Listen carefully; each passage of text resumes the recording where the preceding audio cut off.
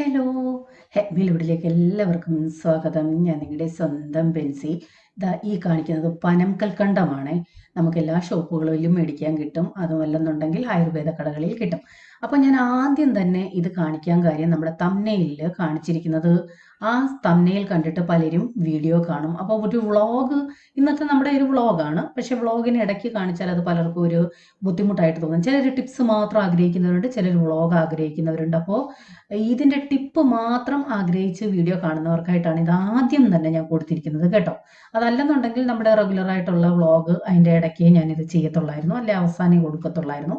അപ്പം ടിപ്പ് കണ്ടതിന് ശേഷം വ്ളോഗ് കാണാൻ താല്പര്യമുള്ളവർക്ക് വ്ളോഗ് കാണാം, അതല്ല ടിപ്സ് മാത്രം മതി എന്നുള്ളവർക്ക് ആദ്യമേ അതും കാണാം. അപ്പം അത്രയൊന്ന് എക്സ്പ്ലെയിൻ ചെയ്തതന്നേ ഉള്ളൂ. അപ്പം വീഡിയോയുടെ തംബ്നെയിലിൽ പറഞ്ഞിരിക്കുന്നത് പോലെ ഇപ്പം എല്ലാവർക്കും ആരെടുത്ത് ചോദിച്ചാലും ചുമയെ. ഇത് ചെറിയ ജീരകം, നല്ല ജീരകം പൊടിച്ചതാണേ.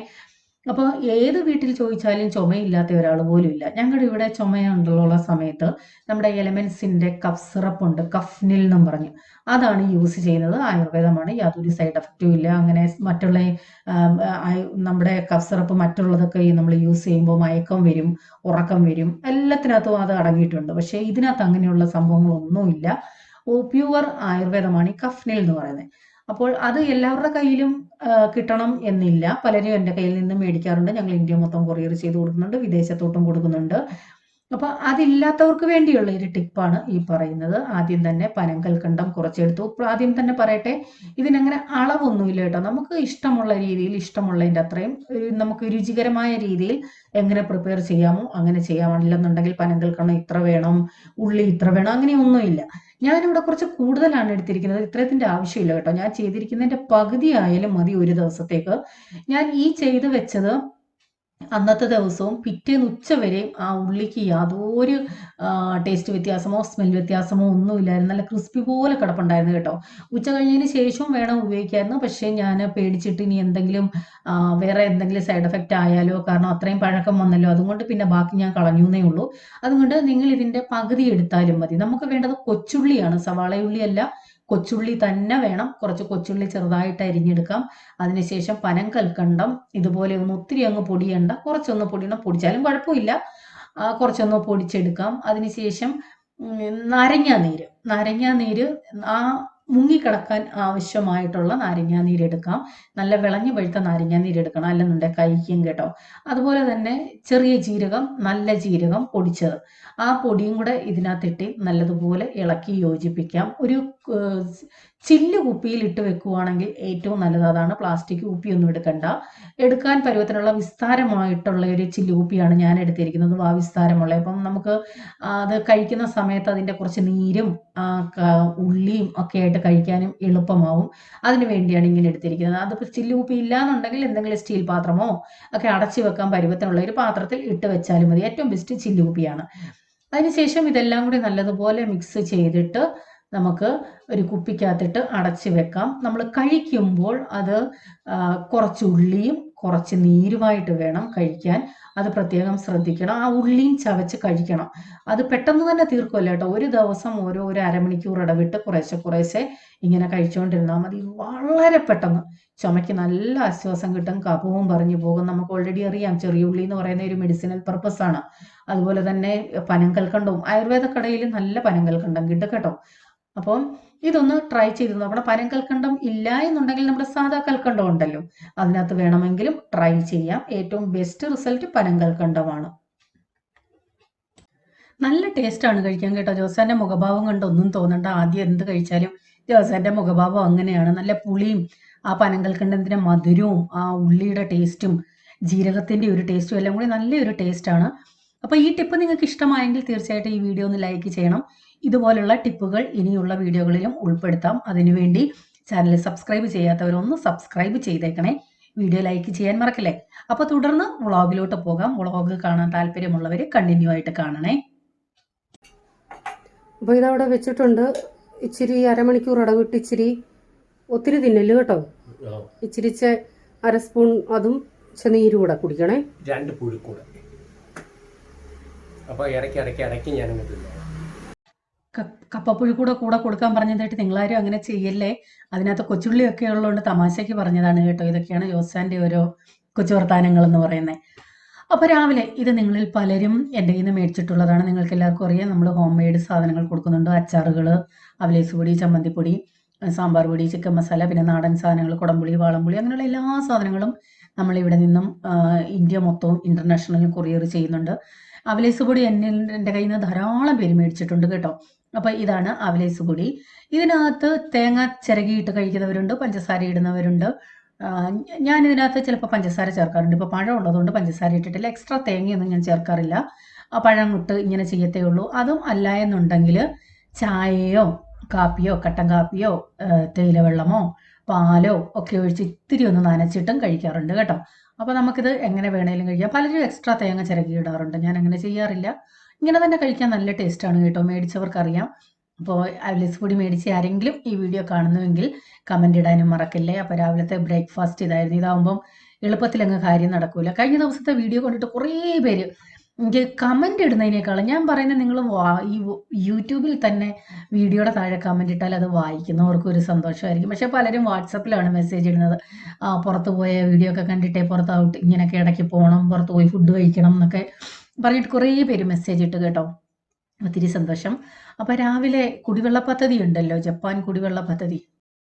എന്നും വെള്ളം വിടാറില്ല, 2-3 ദിവസം കൂടുമ്പോഴേ ഉള്ളൂ. രാത്രിയിലായിരിക്കും വിടുന്നത്. ചില ദിവസം പിറ്റേന്ന് രാവിലെ മൊത്തവും കാണും, അല്ലെന്നുണ്ടെങ്കിൽ പിന്നെ രാത്രിയിലായിരിക്കും. അപ്പോൾ ഹാൻഡ് വാഷിനുള്ളത് മെഷീനകത്ത് ഇടാത്ത കുറച്ച് തുണികളുണ്ട്. ഈ ചർച്ചിൽ കൊണ്ടുപോകുന്നതും അത്യാവശ്യം പുറത്ത് കൊണ്ടുപോകുന്ന നല്ല തുണികൾ, അഴുക്കൊന്നും ഇല്ലാത്ത തുണികളാണ്. അതുകൊണ്ട് ജസ്റ്റ് ഒന്ന് കുതിർത്ത് വെച്ചിട്ട് ബ്രഷ് ഇട്ടൊന്ന് ഉരച്ച് കഴുകിയെടുത്താൽ മതി. അപ്പോൾ എൻ്റെ ഉണ്ട്, ജോസൻ്റെ ഉണ്ട്. അവിടെ ഇരുന്ന് സാവധാനം ബ്രഷൊക്കെ ഇട്ട് ഉരച്ച കഴിഞ്ഞ ശേഷം ഒലച്ചിടുന്നതാണ്. നമുക്കതിൽ ആവശ്യമായിട്ട് നല്ല രീതിയിൽ ഒലച്ചൊക്കെ എടുക്കാം. അപ്പോൾ നിങ്ങൾ ചിന്തിക്കും, എന്താണ്ട കസേരയിലൊക്കെയാണ് വെള്ളം വെച്ചിരിക്കുന്നത്, കുനിയാൻ പറ്റാത്തതുകൊണ്ട്. അത് അങ്ങനെയൊന്നും അല്ല. സൗകര്യത്തിന് ജോസം വെച്ച് തന്നിട്ട് പുറത്തോട്ട് പോയതാണ് കേട്ടോ, ഇതിൻ്റെ മണ്ടയിലോട്ട് ഇരിക്കട്ടെ എന്നും പറഞ്ഞ്. അപ്പോൾ നല്ല രീതിയിൽ തുണി കഴുകി. എനിക്ക് ഭയങ്കര ഇഷ്ടമാണ് ഇങ്ങനെ തുണി കഴുകിയൊക്കെ ഇടുന്നത്. നനച്ച് കല്ലേൽ അടിച്ച് കഴുകുന്നതൊക്കെ എനിക്ക് ഭയങ്കര ഇഷ്ടമാണ്. അങ്ങനെ കഴുകിയിടുന്ന വെയിലത്തിട്ട് ഉണക്കുന്ന തുണിക്ക് നല്ലൊരു മണമായിരിക്കും. അപ്പോൾ എൻ്റെ വെള്ള ചുരിദാറുകളുണ്ട്, ജോസേൻ്റെ തുണികളുണ്ട്, അതെല്ലാം കൂടെ ഒന്ന് കഴുകിയിടുകയാണ് രാവിലെ. അപ്പോൾ കഴിഞ്ഞ വ്ളോഗിൽ ഞാൻ കുറേ കാര്യങ്ങൾ ഉൾപ്പെടുത്തിയിരുന്നു നമ്മുടെ ഹോം മെയ്ഡ് സാധനങ്ങളെക്കുറിച്ച്. കുറേ കാര്യങ്ങൾ അതിൽ പറയാൻ വിട്ടുപോയതും ഉണ്ട് കേട്ടോ. കുറേ കാര്യങ്ങൾ പിന്നീടാണ് ഞാൻ ആലോചിച്ചത്, അയ്യോ കുറച്ചും കൂടി ഉൾപ്പെടുത്തണമായിരുന്നു എന്ന്. അപ്പം എന്തൊക്കെയായാലും എനിക്ക് ആ വീഡിയോയിൽ പറയാൻ ഇതേ ഉള്ളായിരുന്നു. ഒരിക്കലും മോശം സാധനങ്ങളിട്ട് ഞാൻ എൻ്റെ സാധനങ്ങളുടെ ക്വാളിറ്റി കുറയ്ക്കത്തില്ല. കാരണം എൻ്റെ കയ്യിൽ നിന്ന് സാധനം മേടിക്കുന്നവർക്ക് ഒറ്റ ഒരു ഡിമാൻഡേ ഉള്ളൂ, ബെൻസി, ക്വാളിറ്റി നല്ലതായിരിക്കണം. പൈസ ഞങ്ങൾക്ക് ഇഷ്യൂ അല്ല, ക്വാളിറ്റി. കാരണം ഇപ്പം ഞാനാണെങ്കിലും പലപ്പോഴും ചില സാധനങ്ങൾ പൈസ കൊടുക്കാൻ തയ്യാറാണ്, പക്ഷെ നല്ല സാധനം കിട്ടാൻ ബുദ്ധിമുട്ടാണ്. അങ്ങനെയുള്ളവർക്ക് വേണ്ടി നല്ല ക്വാളിറ്റി സാധനങ്ങളിട്ടേ ഞാൻ എപ്പോഴും അച്ചാറുകൾ ചെയ്യാറുള്ളൂ കേട്ടോ. അതിൻ്റേതായിട്ടുള്ള വ്യത്യാസം വിലയിലായാലും ഗുണത്തിനായാലും നിങ്ങൾക്ക് മനസ്സിലാക്കാൻ സാധിക്കും. അപ്പോൾ അത്രയും പറഞ്ഞുകൊണ്ട് ആ വിഷയം നിർത്തുകയാണ് കേട്ടോ. ഇന്നത്തെ നമ്മുടെ ഉച്ചക്കത്തെ എന്ന് പറഞ്ഞാൽ കറി ആയാലും തോരനായാലും അയൽ വീട്ടുകാരുടെ ദാനം കൊണ്ട് കിട്ടിയതാണ് കേട്ടോ. ഇങ്ങനെയൊക്കെയുള്ള അയൽ വീട്ടുകാരുണ്ടെങ്കിൽ നമുക്ക് നല്ലതാണ്. ഈ ചക്കയെന്ന് പറയുന്നത് അരിഞ്ഞ് തന്നെ ഇതേ പരുവത്തിൽ എനിക്ക് കിട്ടിയതാണ്. അടുത്ത വീട്ടിൽ നിന്ന് അവരരിഞ്ഞപ്പോൾ എനിക്ക് കൂടി കുറച്ച് തന്നതാണ്. വേവിക്കാൻ വേണ്ടിയില്ല. അതുകൊണ്ട് ഞാൻ വിചാരിച്ചു അത് കറി ഉണ്ടാക്കാമെന്ന്. ഇപ്പം ഈ വർഷത്തെ എനിക്ക് തോന്നുന്നു 2ാമത്തെയാണ്. ചക്ക പലരും എൻ്റെ അടുത്ത് ചക്ക ചിപ്സ് ചോദിക്കുന്നുണ്ട്, ചക്ക അലുവ ചോദിക്കുന്നുണ്ട്. ചക്ക അലുവ ഞാൻ അടുപ്പിച്ച് 2-3 വർഷം ചെയ്തായിരുന്നു. ഇപ്രാവശ്യം ചെയ്യണമെന്ന് ആഗ്രഹമുണ്ട്. പക്ഷേ ഇവിടെയൊക്കെ ചക്കയുടെ നല്ല സീസൺ ആവുന്നത് ജൂൺ ജൂലൈ ഒക്കെ ആകുമ്പോഴാണ് കേട്ടോ. ചിപ്സിനായാൽ പോലും ചക്കയൊന്നും കിട്ടിത്തുടങ്ങില്ല. അത് മാത്രമല്ല ഇപ്രാവശ്യം പ്ലാവയിലൊക്കെ ചക്ക തീരെ കുറവാണ്. ഇനി പുറത്തുനിന്ന് എങ്ങാനും മേടിക്കാൻ കിട്ടുമോ എന്ന് നോക്കണം. അങ്ങനെ ഉണ്ടെങ്കിൽ ചക്ക അലുവ ചെയ്യണമെന്ന് ആഗ്രഹിക്കുന്നു. ചിപ്സിൻ്റെത് കിട്ടുവാണെങ്കിൽ ചെയ്യാം. ഇപ്പോൾ എൻ്റെ കയ്യിൽ ഇത് രണ്ടും സ്റ്റോക്കില്ല കേട്ടോ. അപ്പോൾ ചക്കക്കറിക്കായിട്ട് ചക്ക അങ്ങോട്ടിട്ടു, കുറച്ച് മഞ്ഞൾപ്പൊടി ഇട്ടു, വെള്ളം ഒഴിച്ച് അടുപ്പിലോട്ട് വെച്ചു. ഇതാണെങ്കിലും അടുത്ത വീട്ടിൽ നിന്ന് കിട്ടിയിട്ട് 2 ദിവസമായി. ഇതുപോലെ പേപ്പറിൽ പൊതിഞ്ഞ് ഞാനങ്ങ് ഫ്രിഡ്ജിൽ വെച്ചിരുന്നതാണ് കേട്ടോ. ഇത്തിരി ഒന്ന് വെള്ളം നനച്ച് ഒരു പ്ലാസ്റ്റിക് കവറിലാക്കി വെച്ചിരുന്നെങ്കിൽ ഇച്ചിരി കൂടെ ജീവൻ വെച്ചിരുന്നേനേയും. പക്ഷേ എനിക്കിത് കൊണ്ടുവന്നപ്പോൾ ഒട്ടും സമയമില്ലായിരുന്നു കേട്ടോ. നിങ്ങൾ വിചാരിക്കും 1 മിനിറ്റ് അങ്ങോട്ട് മാറ്റാനാണോ ബെൻസി സമയമില്ലാത്തത്, ഇച്ചിരി അങ്ങോട്ട് നനച്ച് വെച്ചുകൂടായിരുന്നേന്നൊക്കെ ചിന്തിക്കുന്നുണ്ടായിരിക്കാം. ഇതെടുത്തപ്പോൾ എനിക്കും അങ്ങനെ തോന്നി. ഒരു ഇച്ചിരി അങ്ങോട്ട് ഇത്തിരി ഒന്ന് വെള്ളം നനച്ച് വെച്ചിരുന്നെങ്കിൽ കുറച്ചുകൂടെ ഫ്രഷ് ആയിട്ട് ജീവനോട്ടിരുന്നത്. എങ്കിലും കുഴപ്പമൊന്നുമില്ല കേട്ടോ. കാരണം നമ്മുടെ പറമ്പിൽ നിന്നും കട്ട് ചെയ്ത, എൻ്റെ അല്ല മറ്റുള്ളവരുടെ പറമ്പിൽ നിന്നും കട്ട് ചെയ്ത് അന്നേരം തന്നെ പൊതിഞ്ഞു കൊണ്ടുവന്നതാണ്. നമ്മുടെ ഓലക്കാലൊക്കെ ഇട്ട് കെട്ടിക്കൊണ്ടാണ് വന്നത്. അപ്പോൾ ഇതിൻ്റെ ഇലയെല്ലാം ഇനി ഒന്ന് ക്ലീൻ ചെയ്യണം. കാരണം ചീരയിലെന്ന് പറയുമ്പോൾ അതിൻ്റെ പുറവിൽ ചിലന്തി കൂടോ പ്രാണികളോ ഒക്കെ കാണാൻ ചാൻസ് ഉണ്ട് കേട്ടോ. അപ്പോൾ അതൊക്കെ നല്ലതുപോലെ ക്ലീൻ ചെയ്ത് കഴുകിയെടുക്കണം. അതാണ് ഒരു ഡ്യൂട്ടി എന്ന് പറയുന്നത്. അപ്പം തുണിയൊക്കെ കഴുകി കയറിയപ്പോൾ തന്നെ ഒരു സമയമായി. കാരണം എത്രയൊക്കെ ആയാലും തുണി കഴുകാൻ കുറച്ച് സമയം കൂടുതൽ എടുക്കുമല്ലോ ഹാൻഡ് വാഷ് ചെയ്യുമ്പോൾ. മെഷീനകത്ത് ഞാൻ നല്ല തുണികളൊന്നും ഇടാറില്ല കേട്ടോ. പ്രത്യേകിച്ച് ഈ വീട്ടിൽ ഇടുന്ന തുണികളായാൽ പോലും മെഷീനകത്ത് നന്നായിട്ട് അങ്ങോട്ട് അഴുക്കൊക്കെ പോകുമെന്ന് എനിക്കറിയില്ല. കാരണം വിറകടുപ്പൊക്കെ യൂസ് ചെയ്യുമല്ലോ. നമ്മൾ വെളിനാട്ടിലാണെങ്കിൽ കുഴപ്പമില്ല. പുറത്താണെങ്കിൽ എനിക്ക് തോന്നുന്നു ബോംബെയിലൊക്കെ ആയിരുന്ന സമയത്ത് എത്ര വർഷമാണ് ഞാനൊരു നൈറ്റി യൂസ് ചെയ്യുന്നതെന്നോ. പക്ഷേ ഇവിടെ അത് പറ്റില്ല. അപ്പോൾ തുണിയൊക്കെ കഴുകി കയറിയപ്പോൾ ഇച്ചിരി നനഞ്ഞു പോവാൻ നൈറ്റി. പിന്നെ അത് ഇട്ടുകൊണ്ട് അടുക്കളപ്പണി ചെയ്യാൻ ആകെ ഒരു ഇറിറ്റേഷനാണ്. എനിക്ക് പറ്റില്ല. അതുകൊണ്ട് പിന്നെ ആ ഡ്രസ്സ് മാറിയിട്ട് വേറെ ഒരു നൈറ്റി എടുത്തിട്ടതാണ് കേട്ടോ. അല്ലെങ്കിൽ നിങ്ങൾ ചിന്തിക്കും തുണി കഴുകാൻ നേരം ഒരു നൈറ്റി ആയിരുന്നു, ഇപ്പം വേറെ ഒരു നൈറ്റിയാണ്, എന്താണെന്ന് ചിന്തിക്കും. അപ്പോൾ ചീര അരിഞ്ഞ ശേഷം വെളിച്ചെണ്ണ ഒഴിച്ചു, കടുക് പൊട്ടിച്ചു. അതിന് ശേഷം അരിഞ്ഞു വെച്ചിരിക്കുന്ന ചീരയും സവാളയുള്ളിയും കൂടി ഇട്ട് ഒന്ന് വഴറ്റിയെടുത്ത ശേഷം അതിനകത്തേക്ക് മസാലയായിട്ട് വേറെ ഒന്നുമില്ല. തേങ്ങ, വെളുത്തുള്ളി, ഉപ്പ്, മഞ്ഞൾപ്പൊടി ഇത്രയും അതിൻ്റെ നടുക്കോട്ടിട്ട് അടച്ചു വെച്ചിരിക്കുന്നതാണ്. ഇനി നമുക്ക് ചക്കയ്ക്ക് വേണ്ട അരപ്പെടുക്കണം. ചക്കയ്ക്ക് വേണ്ടി തേങ്ങ എടുത്തിട്ടുണ്ട്. നമ്മുടെ ചക്ക വേവിക്കാൻ എന്തൊക്കെയാണോ ആ സെയിം ഇൻഗ്രീഡിയൻസ് ആണ് ഞാൻ ചക്കക്കറിക്കും എടുക്കുന്നത് കേട്ടോ. അപ്പം തേങ്ങ, ജീരകം, നല്ല ജീരകം, പൊടിച്ചു വെച്ചിരിക്കുന്ന ജീരകമാണിത്. ആ ജീരകമുണ്ട്, പിന്നെ മഞ്ഞൾപ്പൊടിയുണ്ട്. പലരും എൻ്റെ അടുത്ത് ചിലരൊക്കെ സാധനങ്ങളുടെ ഓർഡർ തരുമ്പോൾ ഉലുവ പൊടിച്ചു കൊടുക്കുമോ എന്ന് ചോദിക്കാറുണ്ട്. ഇവിടെ കടയിൽ ഈസ്റ്റേണിൻ്റെ ഉലുവാപ്പൊടി ഓൾറെഡി എടുത്തിട്ടിട്ടുണ്ട്. അപ്പോൾ ഉലുവാപ്പൊടി ചോദിക്കുന്നവർക്ക് ഞാൻ പറയാം ബ്രാൻഡഡ് ഉണ്ട്, അത് മതിയോന്ന് ചോദിക്കുമ്പോൾ ചിലർ റിക്വസ്റ്റ് ചെയ്യാറുണ്ട് ബെൻസി ചെയ്ത് തരാമോന്ന്. അങ്ങനെയുള്ളവർക്ക് ഞാൻ ഉലുവ വറുത്ത് പൊടിച്ച് കൊടുക്കാറുണ്ട് കേട്ടോ. അപ്പം അതൊന്നും ഇപ്പം ഇത് കണ്ടപ്പോൾ ജീരകപ്പൊടി കണ്ടപ്പോൾ പറഞ്ഞതേ ഉള്ളൂ. അപ്പോൾ തേങ്ങ, മഞ്ഞൾപ്പൊടി, ജീരകപ്പൊടി, വെളുത്തുള്ളി, പച്ചമുളക് എരിയനുസരിച്ച്, കറിവേപ്പില, കുറച്ച് കൊച്ചുള്ളി, ഇതെല്ലാം കൂടി നന്നായിട്ട് നല്ലതുപോലെ അരയുണ്ട് കേട്ടോ. ചക്കക്കറിക്ക് ജസ്റ്റ് ഒരു 80% അത്ര അരഞ്ഞാൽ മതി. ഈ സമയം കൊണ്ട് നമ്മുടെ തോരൻ നന്നായിട്ട് ആവി വന്ന് റെഡിയായിട്ടുണ്ട്. ചീരയ്ക്കൊക്കെ ലാസ്റ്റിലാണ് ഞാൻ ഉപ്പ് ചേർക്കുന്നത്. കാരണം ഉപ്പ് ചേർത്താൽ വെള്ളം പെട്ടെന്ന് ഇറങ്ങും. അതല്ലെന്നുണ്ടെങ്കിൽ അത് എണ്ണയ്ക്കകത്തിട്ട് വഴറ്റുന്ന സമയത്തും ചിലപ്പോഴൊക്കെ ഞാൻ ഉപ്പ് ചേർക്കാറുണ്ട് കേട്ടോ. കാരണം ആ വെള്ളം ഇറങ്ങി അത് നന്നായിട്ടങ്ങ് വയളാൻ വേണ്ടി. അപ്പോൾ എങ്ങനെ വേണേലും ചെയ്യാം. അപ്പോൾ നമ്മുടെ ചീരത്തോരനും റെഡി ആയിട്ടുണ്ട്. അരിഞ്ഞെടുക്കുന്നതിന് പാടേ ഉള്ളൂ. വളരെ പെട്ടെന്ന് ടപ്പെന്നാവുന്നതാണ് നമ്മുടെ ചീരക്കറി എന്ന് പറയുന്നത്. ഈ സമയം കൊണ്ട് ചക്ക നന്നായിട്ട് വെന്തു. അതിനെ ഒന്ന് ഉടച്ചെടുക്കണം.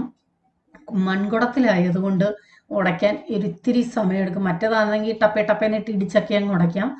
അതുകൊണ്ട് സാവധാനമാണ് ഉടയ്ക്കുന്നത് കേട്ടോ. അത് മൊത്തത്തിൽ ഞാനങ്ങ് ഉടച്ചിട്ടില്ല. പകുതി ഉടഞ്ഞും പകുതി ഉടയാതെയും അങ്ങനെയാണ് ചെയ്തിരിക്കുന്നത്. അതിനുശേഷം അരപ്പ് ഒഴിച്ചു, ആവശ്യത്തിനുള്ള വെള്ളം ഒഴിച്ചു. ചക്കക്കറിയാകുമ്പോൾ ഇത്തിരി വെള്ളം ഒന്ന് കൂട്ടി ഒഴിച്ചേക്കണേ. തണുക്കുമ്പം അത് നന്നായിട്ടങ്ങ് ഉറയും, കട്ടിയാവും. അതുകൊണ്ട് ആവശ്യത്തിനനുസരിച്ചുള്ള ഗ്രേവി ഒഴിക്കണം.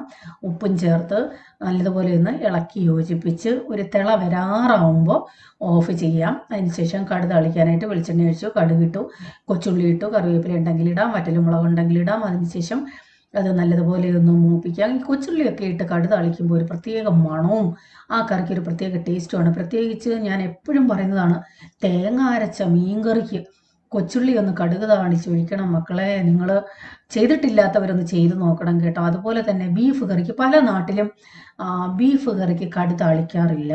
പക്ഷേ എൻ്റെ വീട്ടിൽ മെയിനാണത്. എനിക്ക് തോന്നുന്നു പത്തനംതിട്ട, കോട്ടയം, തിരുവല്ല അവിടേക്കാണെന്ന് തോന്നുന്നു ബീഫ് കറിക്കൊക്കെ കടുക് താളിക്കുന്നത്. ഇതുപോലെ കൊച്ചുള്ളിയും കടുക് കൂടുതലിട്ടൊന്ന് താളിച്ചിട്ട് നോക്കണം, എന്താ രുചിയാണെന്നറിയാമോ. അപ്പം നമ്മുടെ കറിയുടെ താളിപ്പും കഴിഞ്ഞു. നല്ലൊരു കോമ്പിനേഷൻ ആയിരുന്നു കേട്ടോ. കാരണം നാടൻ വിഭവങ്ങളായിരുന്നല്ലോ. പ്രത്യേകിച്ച് ഇപ്പോൾ എനിക്കാണെങ്കിൽ പച്ചക്കറിക്കടയിൽ നിന്ന് പച്ചക്കറി ആയാലും ഫ്രൂട്ട്സ് ആയാലും മേടിക്കാൻ പേടിയാണ് കേട്ടോ. കാരണം ഒരു സാധനവും ഇല്ല മായമില്ലാത്തതെന്ന് പറയുന്നത്. നമുക്ക് വിശ്വസിച്ച് കഴിക്കാൻ പറ്റുന്ന അവസ്ഥയല്ല. ഇപ്പം ഞാൻ നേരത്തെ പറഞ്ഞല്ലോ, നമുക്ക് കയ്യിൽ പൈസ ഉണ്ട്, നല്ല സാധനങ്ങൾ മേടിക്കാൻ നമ്മൾ തയ്യാറാണെങ്കിലും നമുക്ക് സാധനങ്ങൾ കിട്ടാറില്ല. അതാണ് ഇപ്പോഴത്തെ അവസ്ഥയെന്ന് പറയുന്നത്. നമ്മുടെ സാഹചര്യം അങ്ങനെ ആയിപ്പോയി. നമുക്ക് ആരെയും പഴിച്ചിട്ട് കാര്യമില്ല. അരി പോലും നല്ലത് കിട്ടണമെന്നില്ല, മായമാണ്. ഇപ്പോഴത്തെ കാലം അങ്ങനെയാണ്. അതുകൊണ്ടാണ് അങ്ങനെ സംഭവിക്കുന്നത്.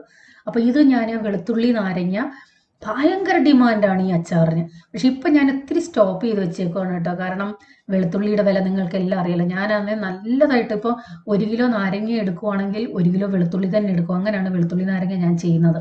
അപ്പോൾ ഇപ്പോൾ ഇച്ചിരി ഒന്ന് സ്റ്റോപ്പ് ചെയ്ത് വെച്ചേക്കുവാണ്. വെളുത്തുള്ളിയുടെ വില കുറഞ്ഞാൽ വീണ്ടും തുടങ്ങും കേട്ടോ. ധാരാളം പേര് പെൻഡിങ് ആണ് കൊടുക്കാനായിട്ട്. സ്റ്റോക്ക് ആകുമ്പോൾ അറിയിക്കണേ എന്നാണ് പറയുന്നത്. ഈവൻ ചപ്പാത്തി പോലും ഈ അച്ചാറും കൊണ്ട് കഴിക്കുന്നവരുണ്ടെന്നുള്ളതാണ് വാസ്തവം. അപ്പോൾ ഇതൊക്കെയാണ് ഇന്നത്തെ വിശേഷങ്ങൾ. അപ്പോൾ നമ്മുടെ ചാനൽ സബ്സ്ക്രൈബ് ചെയ്യാതെ ആരെങ്കിലും കാണുന്നുവെങ്കിൽ ഒന്ന് സബ്സ്ക്രൈബ് ചെയ്തേക്കണേ. നിങ്ങൾ നോക്കുമ്പോൾ സബ്സ്ക്രൈബ്ഡ് എന്നാണ് എഴുതിയിരിക്കുന്നതെന്നുണ്ടെങ്കിൽ ഒന്നും ചെയ്യണ്ട, അത് നിങ്ങൾ ഓൾറെഡി സബ്സ്ക്രൈബ് ചെയ്തതാണ്. അപ്പോൾ ഇതൊക്കെയാണ് വിശേഷങ്ങൾ. വീണ്ടും പുതിയ വീഡിയോയുമായി വരാം. Till then bye, God bless you.